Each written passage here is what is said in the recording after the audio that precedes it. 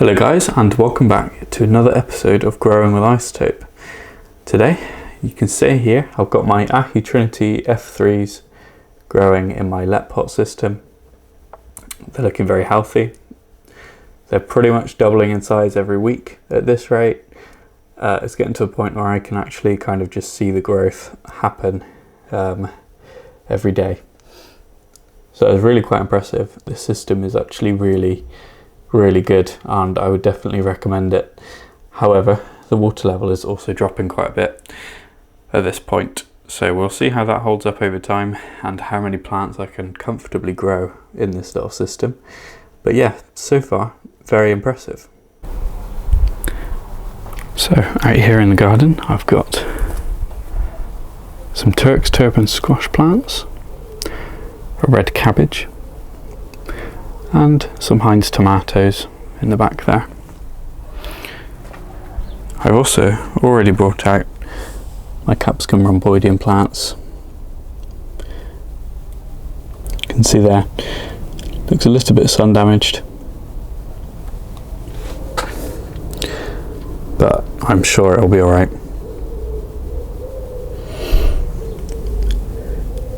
You can see this plant has been flowering for quite a while. Hasn't really broken stride since I took it out. My big leopard reaper plant in there, looking good.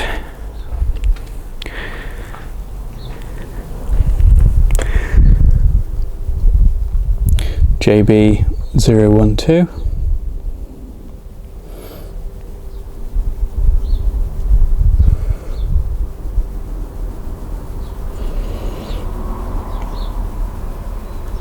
Got a right pod there.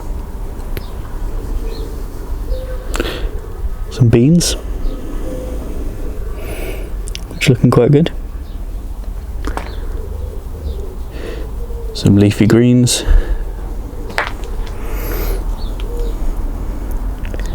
Another leopard reaper pod in there. Ricotta canario. Dreamcatcher most white from Anoia. Gorgeous looking plants. This plant that I was clearly scammed on, supposed to be RRC 420, clearly is just a jalapeno. That's annoying. Bean plant, and my leeks and shallots in the back there. And these are also JB012s. I need to pot them up. You can see this one has probably the best looking flowers on it. Last but not least are my chilies out here. Got capsicum rhomboideum in this large pot. Suffered a little bit of sun damage. But yeah, this plant is looking a lot better now.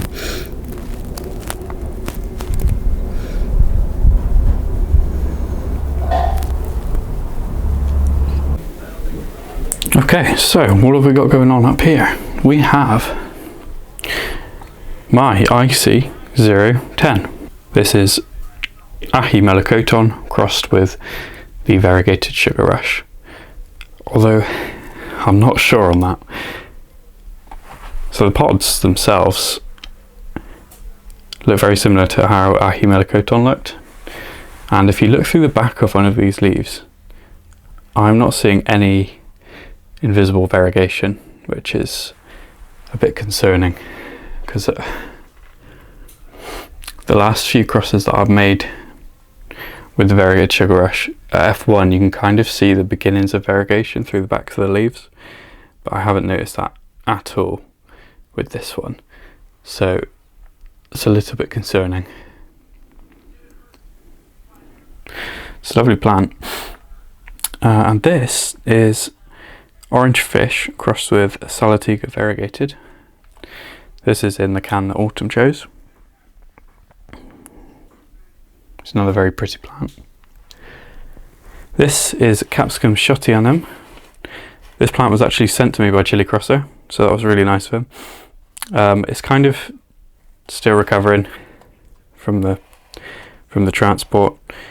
I think it took a few days to get here, but other than that, it looks really good. And this, my IC008, which is Ahi Guyana crossed with the variegated sugar rush stripey. It's a beautiful example of the plant. However, it's not a very functional one because, kind of see there's been absolutely no attempts at flowering just yet. I'm still waiting for that. That's annoying, but it happens. And this is one of my variegated sugar rush stripey M5s. Again, still kind of waiting for that one to flower. Shouldn't be too long. This is Capsicum lanceolatum. It was sent to me again by Chilly Crosser. So it's made the journey across the UK and has survived. And it looks like it's recovered very nicely. I can even see just there some flower buds forming. So again, it's one of my favourite wilds. So I'm really, really happy that it's survived and it's perking up nicely. Now, moving on into the tent, I'm putting my new Spider Farmer, hashtag not sponsored, to the test. And as you can see, things have moved on quite a bit since the last update. In fact, I'm not even sure I've done an update so far this year on how my plants are looking. But anyway, let's start in the back left corner. You can see down there my variegated sugar rush stripey plants in all their glory. Those are going to be going outside very soon. It's currently April the 24th, so those will be out in a couple of weeks. They're looking very healthy. I think one of them even has a very small pod on it, so I'm thrilled with that. No complaints from me so far about releasing them at the end of the year, so that's still on track to happen. And this plant here is Ahi Fantasy Stripey. It's really enjoying the extra nutrients that I just gave it. I was a bit worried that I was overfeeding things for a while, but it turns out I was underfeeding them. So, yeah, swings and roundabouts. This is a goat's weed chili. It's got lots of flowers on it, so that's really good. Tweety in the back there from Anelia, and Golden Primatali down there. It's my only one left. Somehow I managed to sell them down in town at the plant sale. People going crazy for them. And this in the back is a bunch of IC008s, and as pointed out by my friend yesterday, this one actually, although it's not the best looking one, it does have really weird curly leaves to it, so I'm probably going to be isolating that one. But yeah, moving on. This is my Kabai Burung Ungu, if I'm saying that right. Probably not. Actually just started flowering today. Don't know how well that flower comes out on camera, but in person that is a really gorgeous looking flower. See a nice uniform canopy coming through. And I've tried something a bit different this year, where I've potted them up to their final pots actually before they go outside. So it's a bit of a gamble in terms of the space that I'm using and what can go wrong, but I'm hoping that it kind of reduces the transplant shock and the shock of hardening them off at the same time. So that's just a theory at the moment, but we'll see how we do. And this one is the Return of the King, Pimenta Verde Ribeiro. One of my absolute favourite flavour kings in terms of bactums. It's so delicious. I can't wait to have that again. But yeah, it's coming through nicely now. And this is my block bell pepper. Guinea pigs have already had a few of these, the small immature ones. It's a fantastic producer, it really is. It's going to be massive when it goes outside. And this is a pizza pepper sent to me by Debbie from the PLC Discord. Another fantastic looking pepper plant, one that I don't really know much about, but I'm looking forward to testing it. One that I don't really know much about, but I am looking forward to tasting it. This one is an early jalapeno. You can see it's had a bit of a rough life so far, but that new growth right there, that's what we need to see. New growth, nice and healthy, and there's a few pods coming in on it already. This one, Ahi Fantasy Stripey, sent to me by Alex from the Pepper Lovers Discord. And then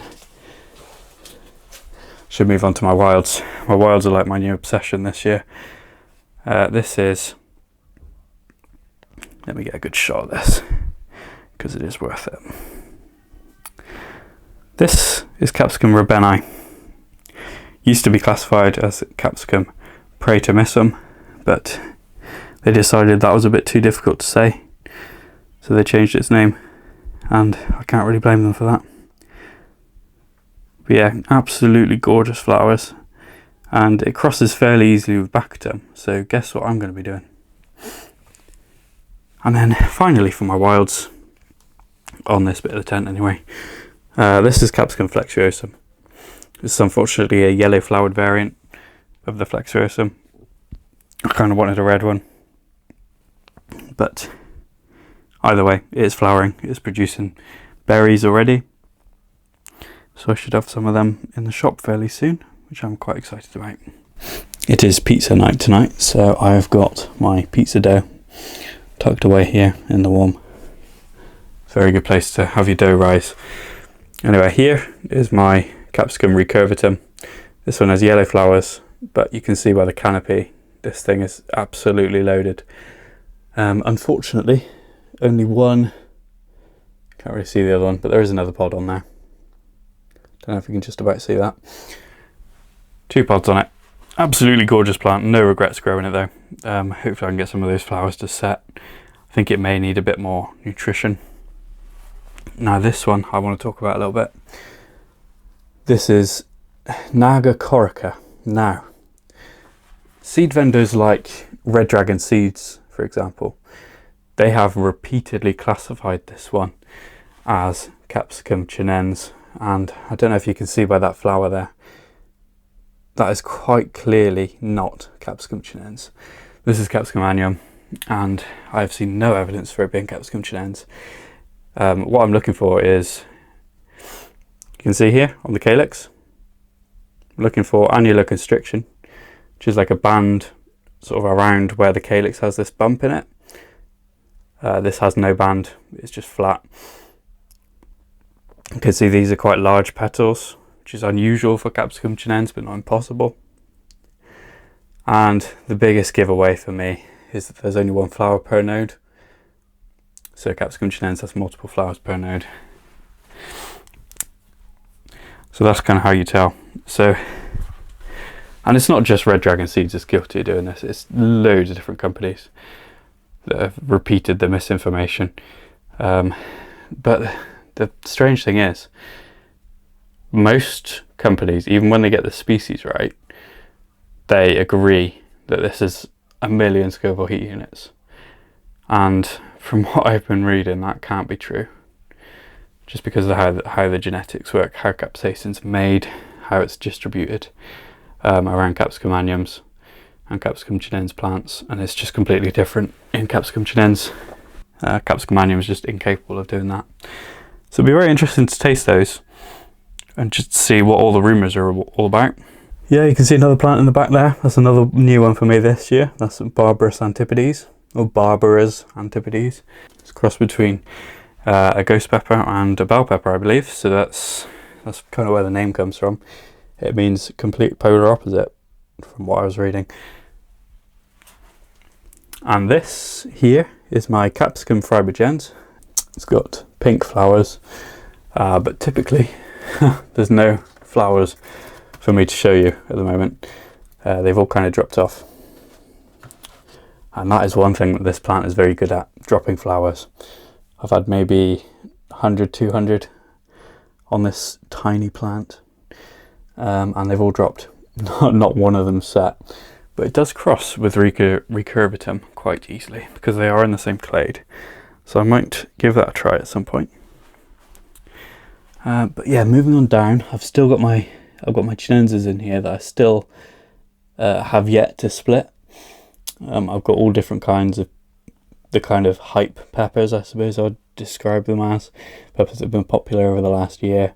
So I've got 2 different fried chickens. I've got a very good Scorpion Pheno, which is RRC 420. Hopefully not scammed on that one too.